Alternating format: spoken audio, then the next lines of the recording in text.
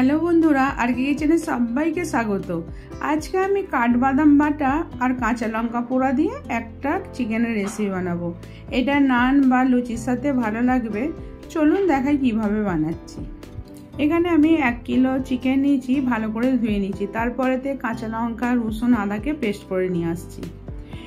একটা কড়াতে জল বসিয়ে রেখেছিলাম, ওইতে নুন আর কাঁচা লঙ্কা, আদা, রসুন পেস্টটা দিয়ে দিলাম 1.5 চামচ। দিয়ে চিকেনগুলো দিয়ে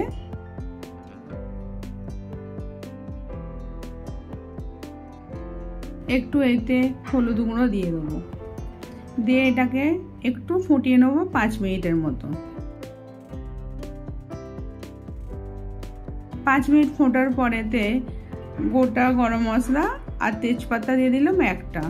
এটাকে ভালো করে এবার সেদ্ধ করে নেবো।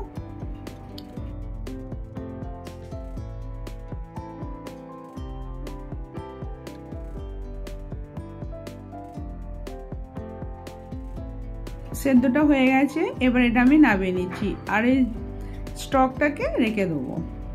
এবার আমি সাদা তেল দিয়েছিলাম 50 গ্রামের মতন, 2 চামচ ঘি দিয়ে দিলাম। একটু গরম হয়ে যাওয়ার পর গোটা গরম মশলা দিয়ে দিচ্ছি আর জায়ফল আছে এতে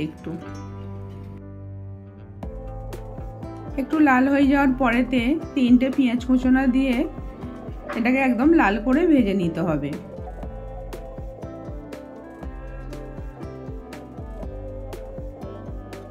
তারপরে দিয়ে আদা, রসুন, কাঁচা লঙ্কার পেস্টটা দিয়ে এটাকে ভালো করে কষে নিতে হবে।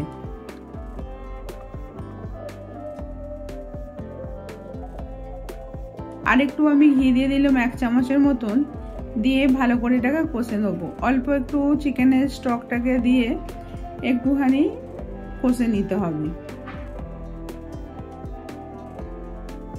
তারপরেতে তন্দুরি মশলা দিয়ে দিলাম 1 চামচ, সাদা গোলমরিচের গুঁড়ো দিয়ে দিলাম আধা চামচ, আর টক দই দিয়ে দিচ্ছি 100 গ্রাম। এটাকে দিয়ে ভালো করে কষে নিতে হবে।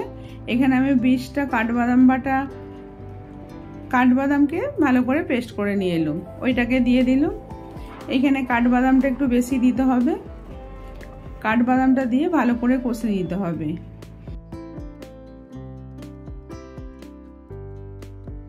স্বাদ মতো নুন দিয়ে দিলাম।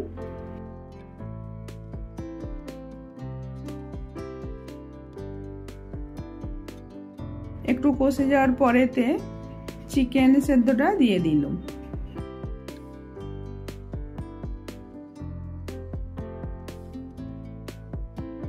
চিকেন সেদ্ধটা দিয়ে এটাকে ভালো করে 5 মিনিট কষে নিতে হবে।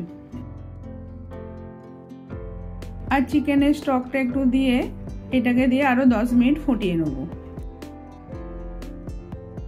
তারপরে কাঁচা লঙ্কা নিচে 4টে, একটু ঘি মাখিয়ে কাঁচা লঙ্কাটাকে এবার পুড়িয়ে নেব।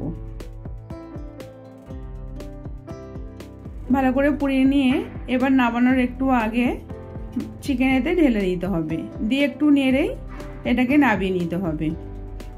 একদম হোটেলের মতন টেস্ট হবে। এটা খেয়ে একবার দেখবেন যদি কেউ কোনোদিন না বানিয়ে থাকেন। এবার ঠান্ডা হয়ে যাওয়ার পরে আমি একটা প্লেটে ঢেলে নিলাম। ভালো লাগলে লাইক, কমেন্ট, শেয়ার করবেন। আবার অন্য কোনো রেসিপি নিয়ে আসবো।